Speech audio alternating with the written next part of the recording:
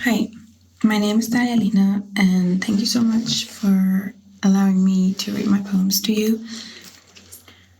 One of the first poems I'd like to read you is something I wrote in despair. It's called Milk. I wish milk would fall from the sky, soft and warm as rain in spring, so no mother would ever have to hold a starving child and say, "There's nothing left." Let it pour through the clouds, through the blockages, through the rubble, into every open mouth. Let the sky do what the world refused. And these are poems very close to my heart, as the world now seems to recognize Palestine but not end the genocide. So these were written in rage. You recognize us, but do you recognize the ash in our lungs, the limbs in the streets, the names that no one dares to say? Recognition while we die is not recognition at all, it's mockery. You recognize my land that has breathed for thousands of years, while you have existed for the blink of an empire's eye. You may recognize us, but I will never recognize you. You build your nation on the bones of the indigenous, called it discovery, and carved rivers into borders that were never yours. The land belongs to those who bled for it, to those whose ancestors still whisper in the soil, never to you. As a Palestinian, I carry their struggle in my chest, for my liberation is incomplete without theirs. Don't you dare recognize us only to carve us into a two-state coffin. Don't you dare gift our soil to the butchers of children. We will not accept our land split by foreign hands. We only accept one land where every soul walks free with equal rights. What exactly are you recognizing? The broken stones of our land or the broken bones of our children? You are recognizing my land, but are you also recognizing the tiny limbs strewn across streets, still warm from their mother's hands? Do you see how dust swallows children whole before they learn to say Palestine? You recognize Palestine now, not because you see us, but because you see yourselves in the mirror of history and are ashamed. We do not wait for your recognition. We have always known the roots beneath our feet and the names of our dead. What we need is not your words, but the ending of this endless slaughter. You recognize us with your mouth while your hands leave us to die. Your applause is an insult when our bodies are still buried beneath rubble. Recognition without action is a handprint on our graves. So yeah, thank you so much for listening. Hello, everyone. That was poet Dalia Lina, a Palestinian poet who is based in Europe. She couldn't be with us live today and wanted to share a little bit of her poetry and that very powerful and important video message. Hello and good morning on the East Coast. It is 8 a.m. and the sun has risen, and it is 3 p.m. in Palestine. I'm Andrea Assaf, one of the co-producers and co-hosts of 24 Hours for Palestine, and very happy to welcome you to this New Works session. I'm going to tell you a little bit about it and then welcome in our readers. Today's session, this session, what are we on now? Number 20, features excerpts of new theater works in a range of genres by Palestinian and Palestinian American artists, as well as Jewish American allies who are making theater in alignment with their activism for Palestinian liberation. It will include readings and video excerpts of new works, and then that'll be followed by a conversation among the artists. So first, I want to tell you a little bit about our first reader. Eva Sleiman is an actor, writer, and translator. She wrote and directed several short films, including Between Here and There and Donia, and is currently developing her first full-length play, Just Landed. Hiba has also acted in other short films, TV shows, and theater productions, including Kefia, Made in China, marked her acting debut in Montreal after a central role in her first feature film. And Hiba's also been part of 24 Hours for Palestine yesterday. And please welcome back. Hey, everybody. A little bit later in the session, we'll also be talking with Danny and Fouad and Shayna. But first, we're going to give Hiba about 10 minutes to share some work in progress or some new work that's being developed. Welcome. Thank you, Andrea. Okay. So I'm going to be sharing a piece that I wrote titled Walk on Fire. Where love rules, there's no will to power. And where power predominates, love is lacking. The one is the shadow of the other. Carl Jung. Walk on fire. I had a dream. I'm in this orange realm. I see nothing. I feel nothing. I hear nothing. It's like I'm asleep with friends, all together in this orange sea, almost as one.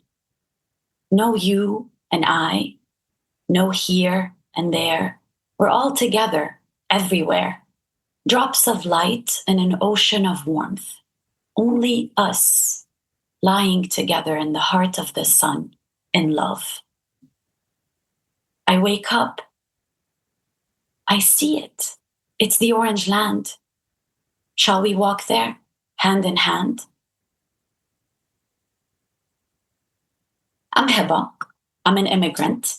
I've known immigration, disintegration, reintegration, self-inauguration, and countless other phenomena. Loss upon loss, lost in translation, lost in location, misunderstandings, misplacement. The journey is long, but the destination is always the same: home.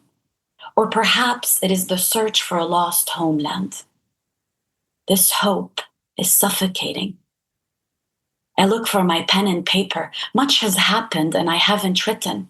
I miss writing, but I have no words. I miss myself within, the self that's always there, yet with whom I hardly ever share. I don't have words, so I run to imagination. It's justified there to swim in imagery and dream. I don't want words from a dictionary that has polarized, criticized, and redefined what is true. Shouted lies travel so fast while the truth whispers, knowing its echo will reach and last. I don't have words. I'm ashamed to let the ink know, to unveil what hides in here. What if it has no echo with what is real? My family sleeps with fear, if they sleep at all, and I search for a flicker to dissolve the dark within, and perhaps the shadows waiting beyond the wall. For how do I walk through a world so unjust, with no light left, no star I trust? I don't have words. So I invited 2 friends today to help me find the ones that matter and speak for those whose unheard voices shatter. And I asked, may I carry your words? May my voice become yours? Do you promise it will be heard? I promise I will chant and shout until the air escapes my lungs. I promise I will use my sound and sight and carry yours in my mind so we could meet in the orange land and lie there together in safe, warm hands. Tell them, cried the stifled chords. Tell them about them. Will you listen? Do you hear this? I hear screams, cries, wailing, and raging skies. My friend Maha in Tel Aviv said, I wish I can say what I feel. I wish I can share what I see, what goes on in my head, what travels through my body as it hugs my bed, but I can't. There's no space. I cannot look her in the eye. Gaza, a land once buzzing, now as flat as the sky. I wish for my siblings, added Werd from Gaza. I was there with my mom and my siblings. The tent started to burn and I didn't know how to walk on fire. Abed, Muhammad, Amal, Maryam, Silwan, they were all killed, except me. I wish for my siblings. I love them. I know the news will one day come to tell me my father is now gone. I'm bracing myself for it. They will tell me he was coming home from work, stopped at the bakery for bread, and then I will not say it. I'm here, still searching for a flame, to face the screaming shadows that bear no name, hoping to drive the darkness away. He was right, this mere friend of mine. All I need to be is love. So what do you do when it's gone? Scientists say that when a child is seen by the parents, when they show up, and not merely physically, the child will later navigate the world with an armor of safety in the face of pain and sorrow. Aren't we all children inside? Love makes me okay, capable, willing to face anything. Nothing else matters. The top of the mountain becomes nothing when love is gone.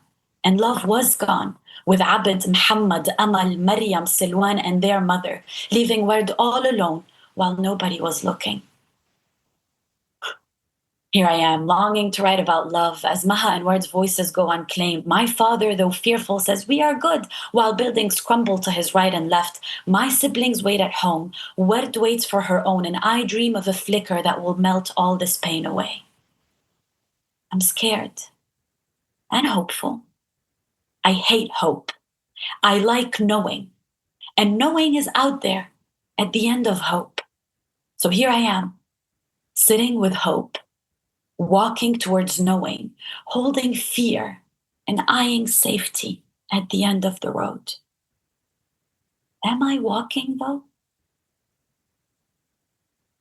I sit with the child within me, and she sits beside Werd. She has so much to say, dreams left unspoken, questions drifting like echoes away, and I hear her speaking through my grown-up voice with the innocence and longing of a child who lost her most cherished toy, the one she clutched when nightmares came. The toy is now gone, and all she sees are the nightmares and her fears. How can I light a spark when it's all dark? She asks.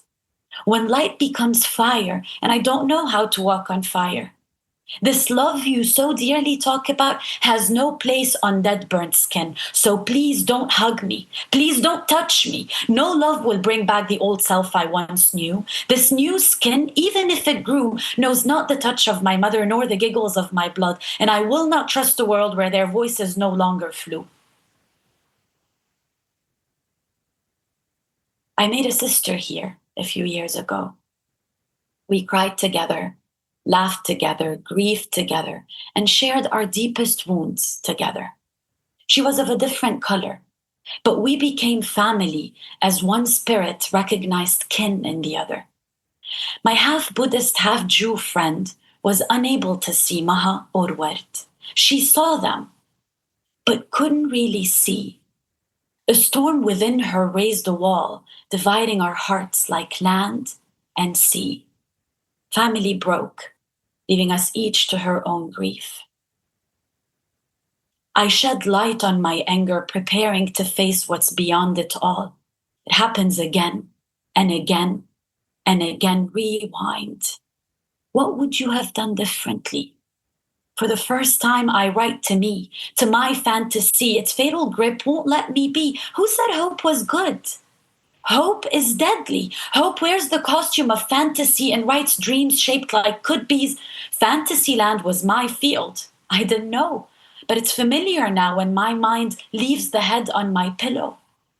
It used to soothe me. Not anymore. I see it now, the escape. What do you do when reality becomes unbearable and fantasy unbelievable? Where do you go? Hope? Did you go? Will you be back? Can you not? Can you become impossible for my fantasy to reach? It burns. Darkness is changed when light walks in, but a fragile flame only flickers in the winds of war. I beg those around me, will you hold a candle too? Let's light the path for those whose hope-filled hearts have befriended despair and dressed in blue. Maybe together we rebuild the land. Maybe our lights combined will wrap it in an orange glow, tender as a mother's hand.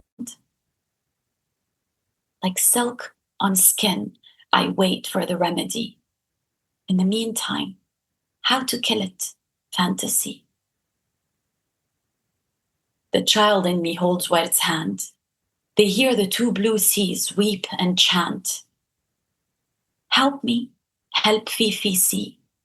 The child, the Arab, the human in me. And these children, now famous on screen, yet they remain unseen. Thank you. Thank you, Hiba, for that beautiful work. I look forward to talking about it with you after we hear the other artists. Next, I would like to invite Danny Bryck to join us. Danny is a New York-based playwright, actor, and cultural worker. His plays include The River and the Sea, Quixote and Kabul, Cement, Love, Nothing Else, Shelter in Place, and No Room for Wishing. His work has been presented by theaters such as Company One, Underground Railway Theater, Boston Playwrights Theater, American Repertory Theater, New Repertory Theater, Noor Theater, and many others. And as an actor, he's performed in New York and on regional stages, as well as in film and television. And welcome, Danny. Please share some work with us.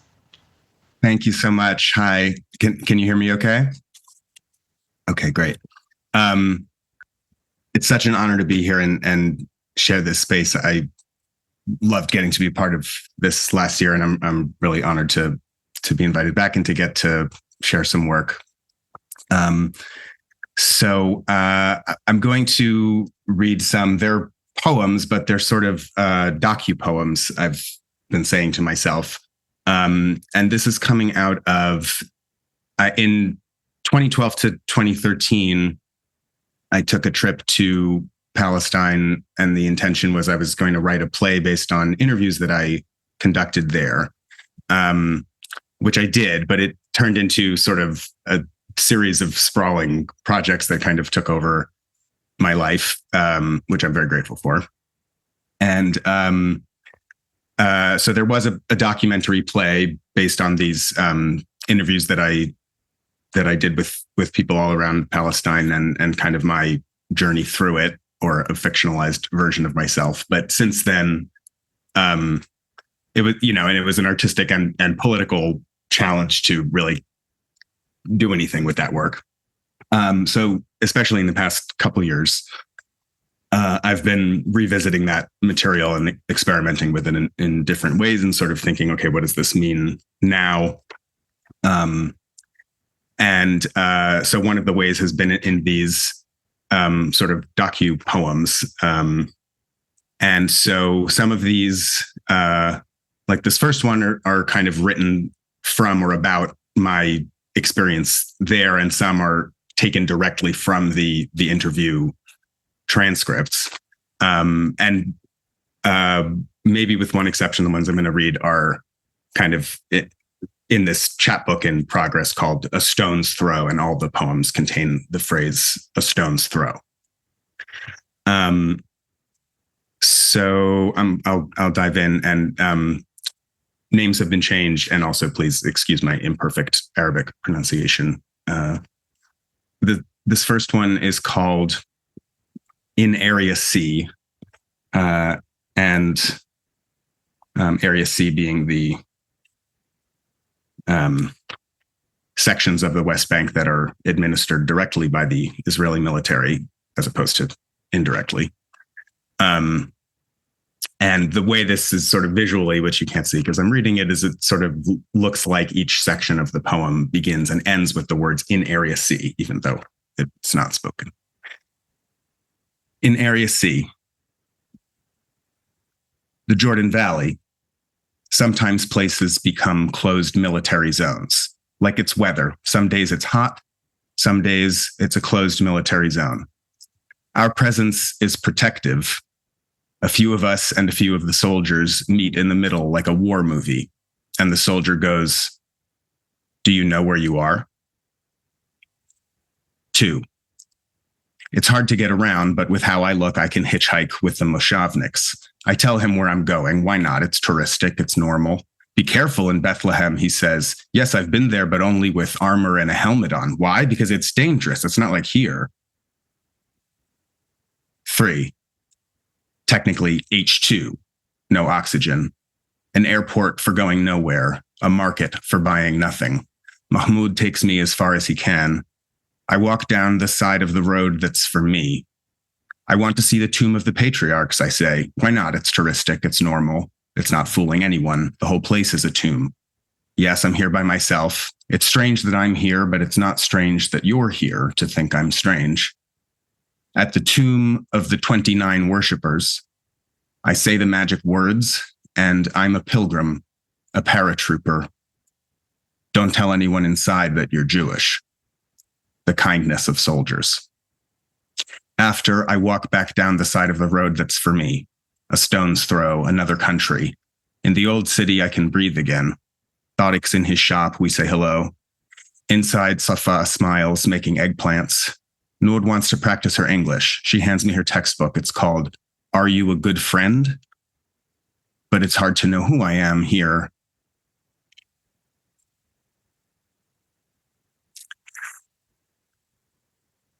This next one is called Not a Complete Heart. And this is from an interview that took place in a hospital near Gaza, and written from the transcript of that interview. And this is sort of a scene that I've written in a number of ways. So this is, the docupoem version. Again, please excuse my Arabic. We are Ghazawi from Gaza, generations, and we have a big family, healthy, and we are good, and everything is good, alhamdulillah. That's what she said the translator. How have things changed? That's hard. Sometimes things are okay like this. We can take a breath. Sometimes things are hard. Mostly Gaza is sad. About what? About many things. About its children, its properties. Bidi afasid likshi, said the translator. I watch without understanding. Yani ehki brahtik. Ehki brahtik. Speak freely. No, worry the other women. Not about yourself. Yani bas ala al-ma'asa bishakil aam. Khalas. Gaza is destroyed. Gaza is exhausted. Gaza. La. Then the words come about the blockade, the siege, the endless crossings. Every day there are martyrs. Every day there's 200 dead and 200 more and 200 more. Every day there are houses destroyed, completely destroyed. Every day there are people in the street. Every day houses collapse on people before they can get out, and all the children. And it is all Israel's doing? God, keep our words light about them. We don't want any trouble. What do you mean, Israel? What about them? The women laugh. I watch without understanding. It is 2013. We are in a hospital just over the border into Israel, a stone's throw, another planet. Just to get a permit to come here is very lucky. Her child, her 5th, she has had a problem since birth. There is a shortage in the heart. It is not a complete heart. She needs more than one surgery. There have been many cases like this since 2008. It is 2025. I'm just over the border into New York, another universe. Just to get to live in the place you're from is very lucky. There is a shortage in the heart. It is not a complete heart. A piece of it is still in Gaza since 2013.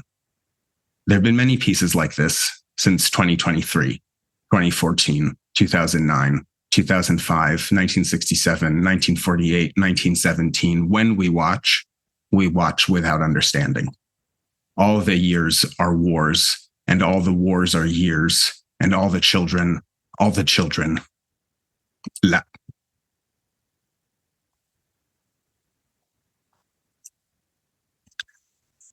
So this next one is more kind of in my own voice, not a docu-poem, so to speak. And this was part of one of the kind of original iterations of my attempt to create theater out of this that was spoken by a kind of narrator or character that was based off of me.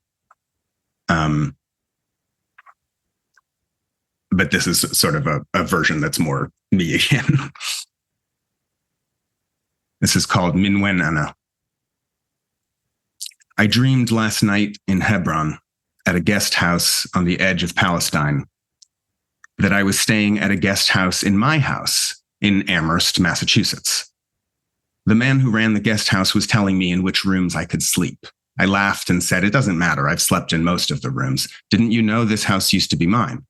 It wasn't a big deal in the dream, just a fact he didn't know. 5 times a day, like a prayer, as I wander the streets and my mind wanders too, I hear the voice of Mahmoud Darwish, high and firm, and see his big glasses and gray jacket in grainy technicolor, his face so like my father's, reverent with old hope, his finger swishing back and forth like a conductor's, like a sword fighter's, like a stone's throw on loop, proclaiming, "Ana min hona, wa hona ana, wa ana ana, wa hona ana, wa ana ana. I am from here, and here I am, and I am I, and here am I, and I am I." I cannot help but notice that in Palestinian Arabic, the word for where is when. Everywhere I walk, I am conspicuous. People ask me, "When are you from? When are you looking for? When is your home?"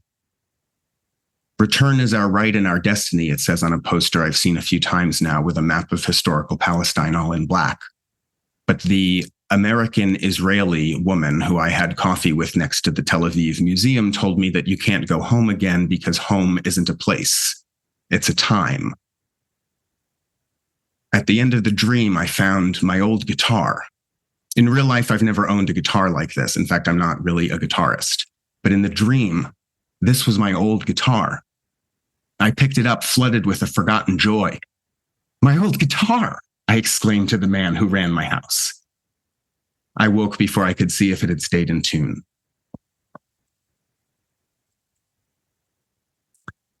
And if I have time, I have one more very short one that's a minute. That's another sort of docu-poem that I'd love to close with. I don't know if there is. Since it's just a minute, go ahead. All right. So this is from an interview, an anonymous interview in Nablus. I was actually interviewing this person's friend, and then they turned to him and said, "Who do you think has the right to live here?" It started interviewing someone else, and this was their response, or a version of it.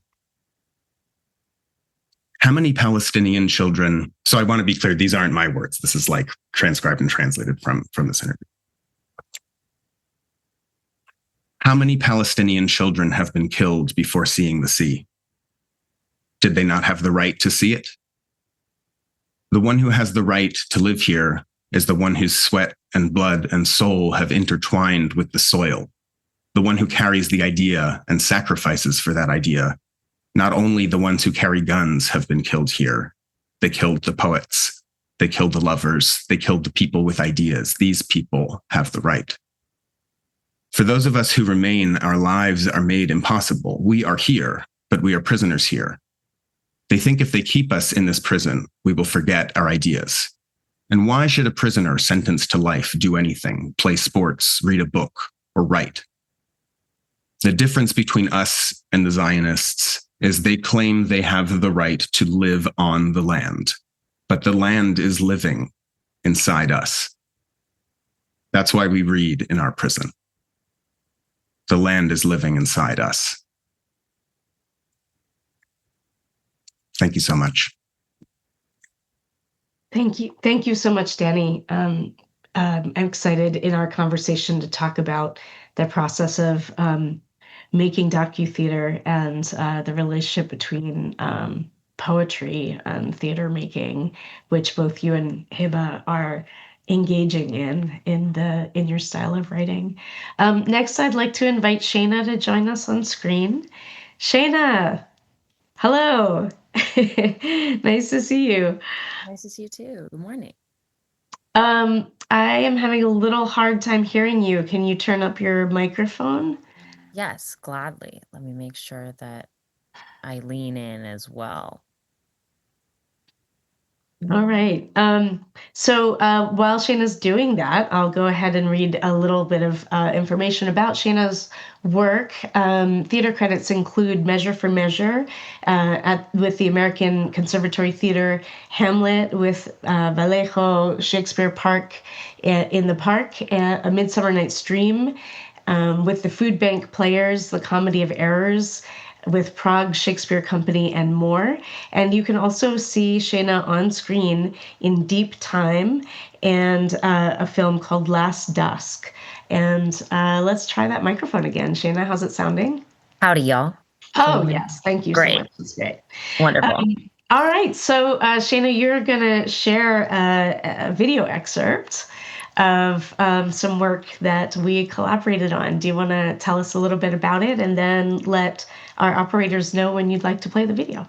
Absolutely. Thank you so much, Andrea. And thank you for having me. It's a real honor to be a part of this live stream. I'm very grateful.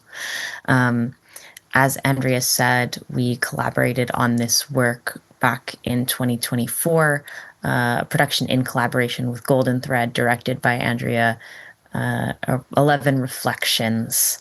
And I felt grateful enough to share my experience being raised in Zionism and having to deprogram that line of thinking as a part of my life activism and worldview.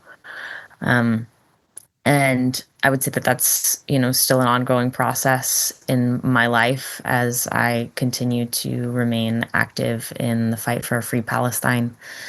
And it is meant to exemplify just how deep that programming can go and the ways in which we are all in some way being lied to frequently by the states in which we live. Second grade, slathered in mud, summing salt grains, singeing scraped hands and knees. The saltiest body of water in the world. School Israeli Culture Fair, Hatikva in 4-4. Kolod baleva penima. Israeli dance elective. 8-count grapevine to a fabled paradise where I am not. Whose people killed Jesus?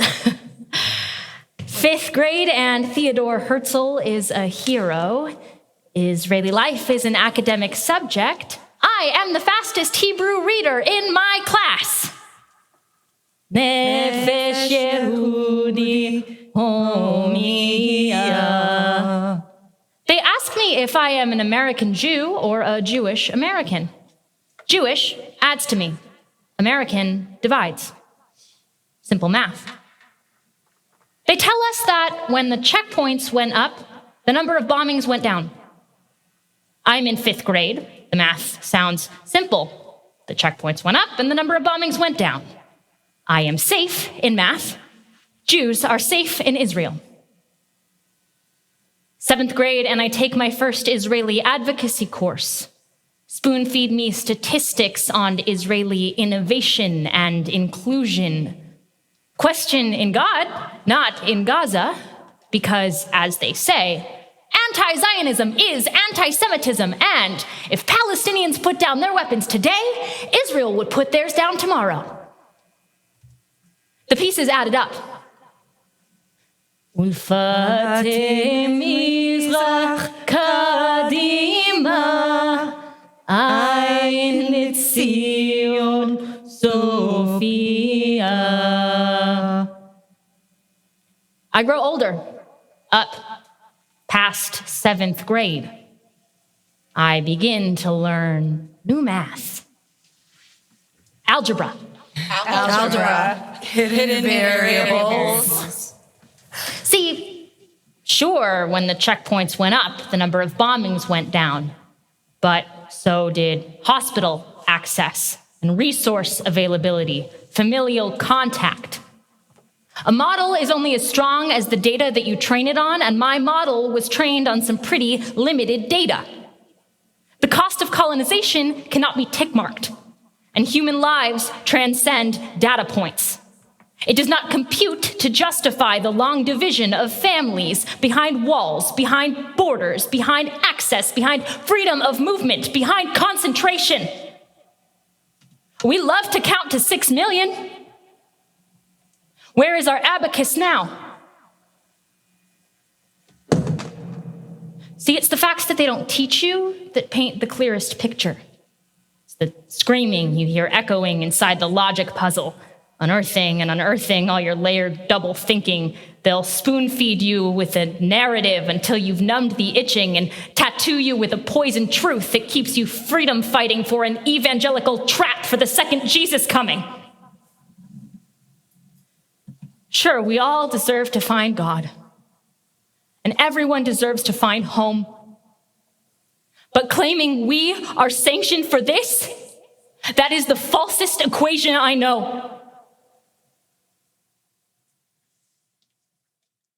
Thank you, Shayna, for sharing that excerpt and for that powerful writing. That piece in particular always strikes me as like a piece of truth-telling that I really appreciate. You have a few more minutes before we go to our next artist, if there's anything else you want to say about the clip before we move on. Absolutely. I'm hopeful to potentially extend this piece and integrate it into a longer work. That would be something that I'm eager for in the future, and to continue working on navigating, sharing that experience of what it is like to de-radicalize yourself, and honoring the people along the way and the activists along the way who helped support that journey with their work on me. People I'm forever grateful for. The session right before this one talked about the insidiousness of language and propaganda, and I think that that's what you're really getting at with that piece. I hope you have the opportunity to continue exploring it. And I look forward to talking more in the conversation. But next, I'm going to invite our last artist who's going to share. Fouad Dakwar is a multimedia artist whose subversive comedy channels his Palestinian American immigrant upbringing, all with a punk rock twist. And in his semi-autobiographical musical, Fouad of Nazareth, has been featured in the Yes and Laughter Lab Comedy Festival and the Noor Theater Highlight Reading Series. Shout out to Noor, who's one of our partners for 24 Hours for Palestine, and also the Playbill Songwriter Series and more. Fouad is a graduate of Berkeley NYC's master's program and 24-25 Dramatists Guild Foundation Fellow, and many other things. And I love this line in the bio that says, "Born in Nazareth, the laughter that he evokes is biblical." Welcome, Fouad. No pressure. Now everyone's going to be like, this has to be really funny. Yeah, no pressure. No pressure. So I understand you're going to share some video too. Please tell us about it and let it roll. It's true. I've got about 4 scenes and songs from this musical Fouad of Nazareth. So I'd love to just let it roll. It features Ahmed Maqsood, Layan El-Wazani, and Sam Sayed. It's directed by Sivan Battat and music directed by Ben Cavello at Berkeley NYC. So hit it. Thank you for having me. Next. Shalom. Next. Shalom. Canada passport. Birthright.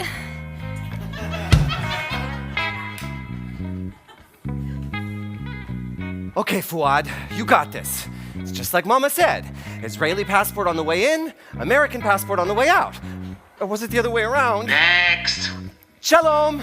Shalom. Okay, you got me. I don't speak Hebrew. You have an Israeli passport. And you have a really big gun. Where are you traveling from? New York. I moved there when I was 2. From here. Fouad? It's actually Fouad, but Fouad's cool too. You're an Arab.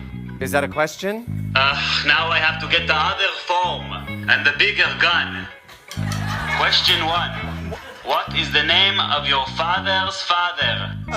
I was named after my grandpa, so his name is also Fouad. I mean, Fouad, sir. Question 1A. What is the name of your father's father's father's father's father? I've been through this before. Border Patrol's got nothing on the white girl from 5th period who's trying to be an ally. Where are you really from? Trying to get to my core. It's like a bite into an onion. My layers come in myriad, and they might just make you cry. Instead of, where are you going? I guess. Where are you from? But how do I answer when he's holding a gun? Your diaspora is showing. Should I never have come? Go home. Can I have more than one? Question 2. What was the name of your first grade teacher? Shay. 3. What color was your favorite paint? Gray. 4. What month did your parents conceive you? May. I've been through this before. I'm a Palestinian Christian. Wait, there's more. An Israeli citizen. It's like his body's gone to war. Instead of, Where are you going? I guess. Where are you from? But how do I answer when they're holding the gun? Your diaspora is showing. You should never have come back here. Is it home? That's still unclear. I've been through this before, and I'll go through it again. Here or there, I'm not sure. It's more a question of when. Well, welcome home. Oh, it's not every day you get to see your uncle. Mama FaceTimes you every week. Ah, you can't hug on FaceTime? Yalla, get inside. Get inside this bus?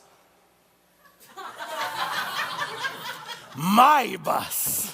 It's a 2-hour drive to Nazareth, but I'll make it in 45 minutes. You wanna roll with us? Who's us? Grab whatever shit you need and get onto my bus. Don't you make a fuss, just get inside, enjoy the ride, no reason to discuss. Khalas! Where are we going? You'd ruin the fun just by knowing. By the end of the ride, you'll be glad you have eyed. Shut up, your diaspora showing. Get it? Diaspora? Hey, you wanna roll with us? Don't you make a fuss. Just get inside, enjoy the ride, no reason to discuss. Are we going to church?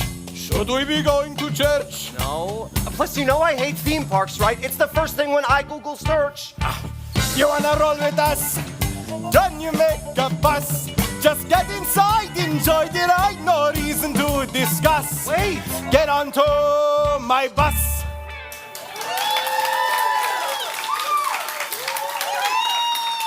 And now that the doors are locked, I can tell you we are going to a summer camp. A what? A summer camp. You know, like in those hilarious American teen movies. Don't worry, airport is just first stop. We're only waiting on one more person. And there she is, Layla. Did the birthright bit work or what? Breezed right through security. Oh, and they didn't even break my ukulele this time. Mushkarallah. Plus, Birthright gave me a free meal, a massage, and this souvenir grenade. Hey! Oh, that was signed by Gal Gadot. Ooh. Get onto my bus. I'm Layla. I live in Canada. You're Canadian? But you're also... Palestinian? We all are. This is my second summer. Hey, hands where I can see them back there, you two. There's something in the air. Oh my God, tear gas?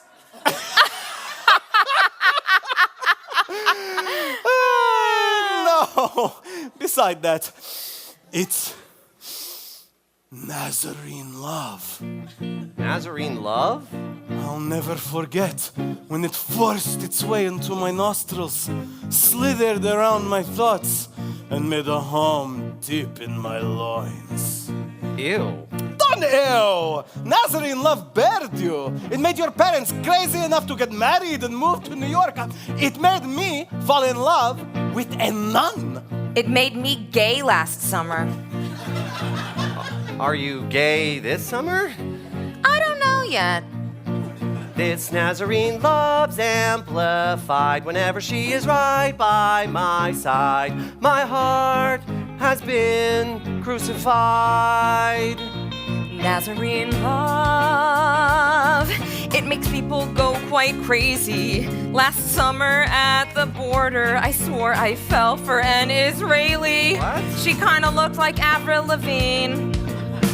Nazarene love, it drove my parents to get married until they learned their love was for the morgue. Huh? Cause it's dead and buried, but this Nazarene love's amplified whenever she is right by my side. My heart has been crucified. Our Nazarene love's amplified, so loud it's drowning out apartheid outside. My heart's been crucified. I've been bleeding out throughout my cabin, cause Nazarene love's been stabbing into my veins. She makes me want to pray away the shame. Does she feel the same? But my real name is Fouad. That's what everyone calls me in New York. But you're not in New York. You're in Nazareth now. Fouad? Back in New York, how can I know who I am if I don't hear my own name?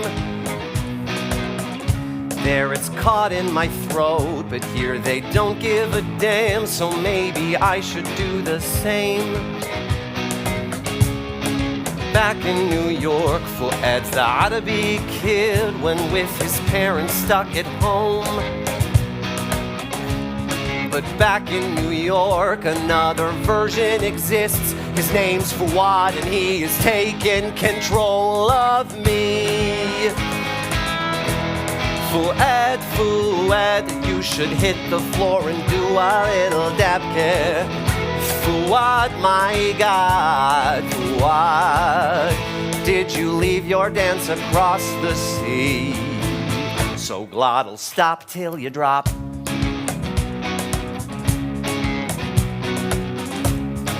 Back in New York, I feel I'm playing a part within a play I misrehearsed.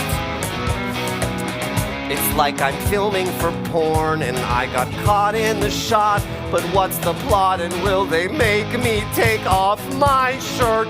I sure hope not.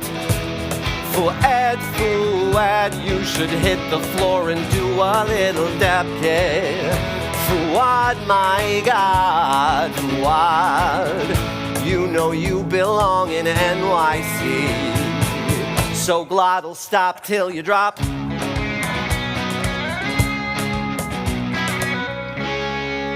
هنا بالناصري أصلاً عارف مين أنت لا بس يعرفوا اسمي.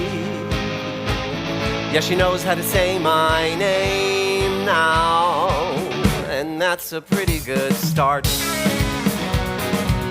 I'll glott'll stop till I drop. He'll glott'll stop till he drops. I'll glott'll stop till I drop.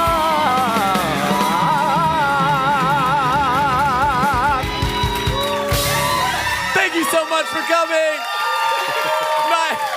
My name is Fouad, Fouad of New York, and this was just a bit of Fouad of Nazareth. This literally campy musical explores the universal search for home as our title character learns to be Fouad of Nazareth.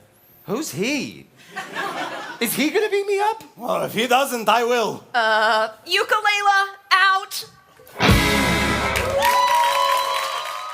Thank you so much for sharing that work. I think it was biblical. I really do. I'm feeling it. I just want to invite all of our artists back on screen for the last 10 minutes or so. I just want to say what a wild ride in one new work session. We just saw such a range of theater genres and approaches to creating new work, from performance poetry to documentary or interview theater, devised theater, and musical theater comedy.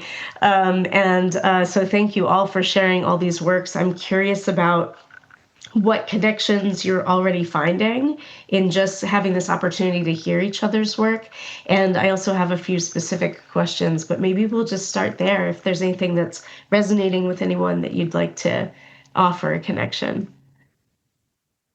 I'll jump in, I guess. Something that I noticed, I want to point out, Danny actually played the voice of the Israeli Border Patrol Guard in a future production we did, which, so hilarious. But in Danny's work, I found that painful irony that is the core of so much of my comedy, the dark comedy that I write. The line specifically, "the generosity of a soldier," Danny, was hit like a gut punch, because it just had that painful, deep irony that everyday Palestinians live with, of being strangers in our own homeland and being exiled in that way. Thank you for that. Is there any other initial reflection anyone would like to offer? I can jump into. I was thinking yesterday, watching other sessions a lot about this, and it's sort of continuing to come up, of this kind of this surreal sense of time. I feel like a lot of our work is commenting on that when you push humanity to the brink, it just changes what time and space means, and the way that we're kind of looking back and looking forward, and sort of stuck in this who was it yesterday? Hind Shufani was saying there's no such thing as the past. We're in this weird time loop, and somehow time and place sort of become. There's just something about that. I'm not being articulate about it, but I feel like that sense of where are we, when are we, who are we, is hitting me. Thank you for that. That actually reminds me of the poem that inspired the title of this edition of 24 Hours for Palestine, "To Our Ultimate Freedom." That phrase was inspired by a Darwish poem called about living under siege, in which he's saying a very similar thing, that under siege, place becomes a time that is late for its appointment, and time becomes a place. And so it's interesting that kind of emerges in a couple of different writings.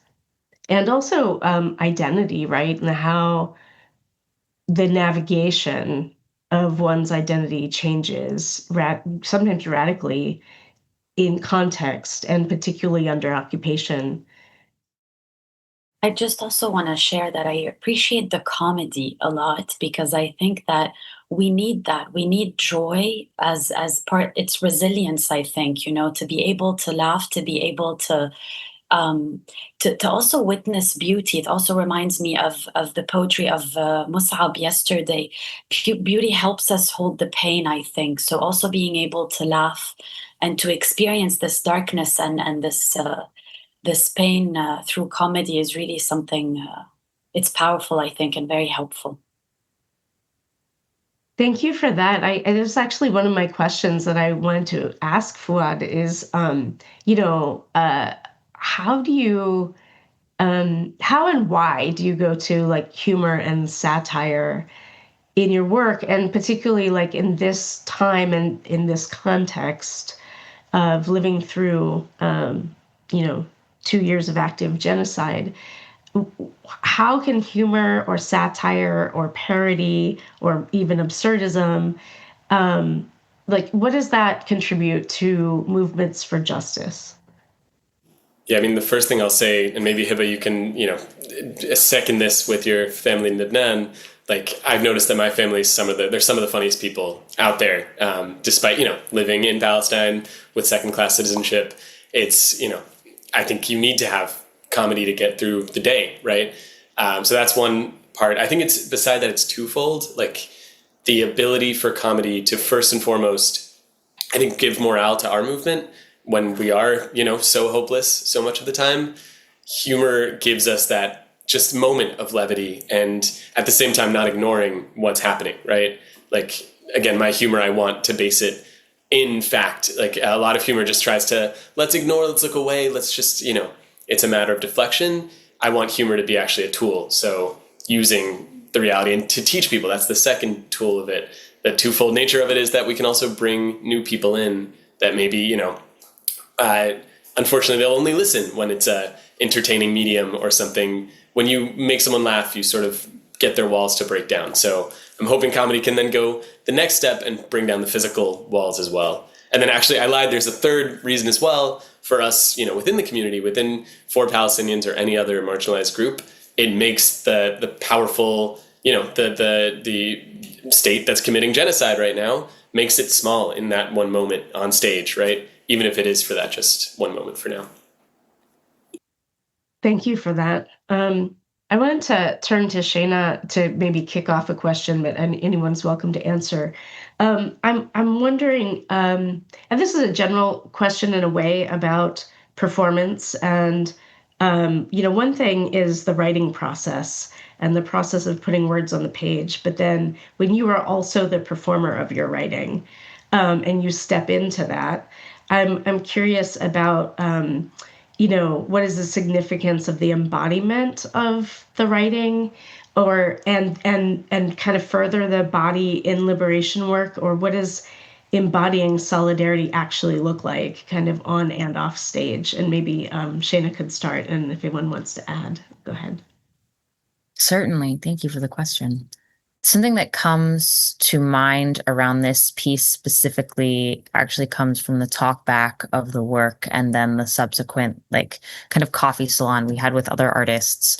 And a reflection of some folks around the work that they brought to my attention was, each night, Shayna, we could see you almost look to another cast member and then kind of take a breath and do the thing.